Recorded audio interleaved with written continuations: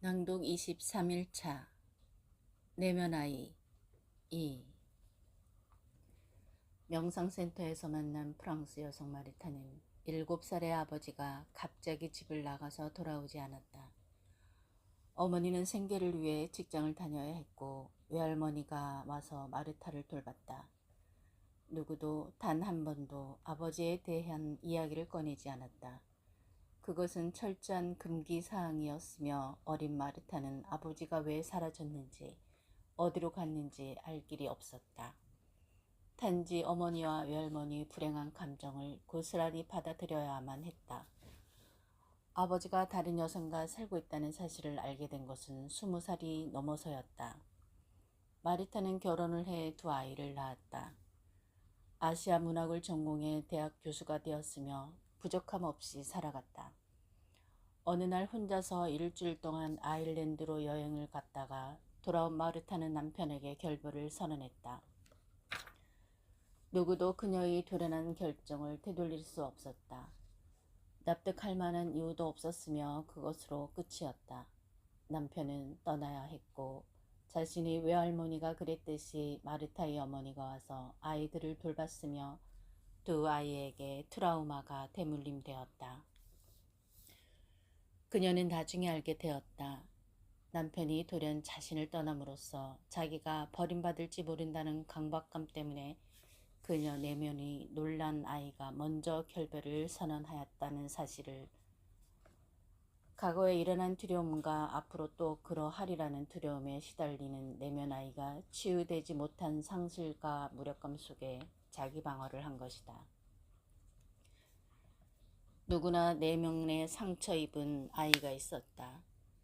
아무도 안아주지 않고 외롭게 내버려둔 아이가 그 아이로 인해 내 인간관계가 힘들어지고 감정이 폭발하고 삶이 헝클어진다. 브래드 쇼는 이 내면 아이가 사람들이 겪는 불행의 가장 큰 원인이라고 말한다. 옛날 먼 나라에 한 어린 왕자가 살았다. 왕자는 몸이 약해 늘 고통받았다. 병약한 왕자에게 지친 왕이 왕자를 성의 외딴방에 가두고 너의 마음에 기쁨이 찾아올 때까지 절대로 밖으로 나오지 말라고 명령했다. 하지만 왕자는 불행과 고통밖에는 발견할 수 없었다. 그래서 외딴 방에서 언제까지나 혼자 지내야 했다. 왕자는 몸과 마음이 아프고 도움이 필요했다. 어떤 방법으로든 왕자를 치료해 외딴 방에서 나오게 돕는 것은 왕의 책임이었다.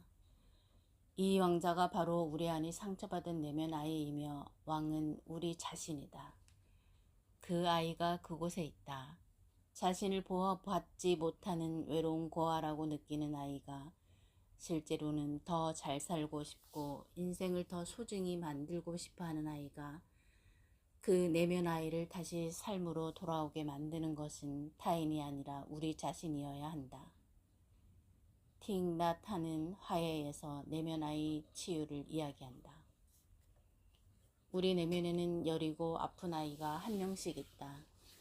우리 모두는 어린 시절에 힘든 시간을 보냈으며 아픈 경험이 만져질 때마다 그 감정과 기억들을 무의식 깊은 곳으로 밀어넣는다. 수십 년 동안 이 아이를 바라보지 않는다. 그러나 모른 척한다고 내면 아이가 그곳에 없는 것은 아니다. 언제나 그곳에 있으면서 우리의 관심을 받고 싶어한다. 아이는 속삭인다. 나 여기에 있어. 나를 피하지 말아줘. 우리는 그 아이를 내면 깊숙이 밀어넣고 최대한 멀리 떨어짐으로써 고통을 끝내고 싶어한다. 하지만 그것은 고통을 끝내는 것이 아니라 아픔의 시간을 길어지게 할 뿐이다. 아이를 찾으러 먼 과거로 갈 필요가 없다. 우리 안을 깊이 들여다보기만 하면 그 아이를 만날 수 있다. 상처받은 아이의 고통이 지금 이 순간 우리 안에 있기 때문이다. 한 아버지가 아들이 잠긴 방문을 두드리며 소리친다. 어서 일어나. 아들이 문도 열지 않고 말한다. 일어나기 싫어요, 아빠. 아버지가 다시 소리친다. 얼른 일어나. 학교 가야지. 가고 싶지 않아요. 왜 가고 싶지 않다는 거니? 아들은 말한다. 세 가지 이유 때문이에요. 첫째, 학교가 너무 재미없어요. 둘째, 아이들이 나를 괴롭혀요. 셋째, 학교가 너무 싫어요.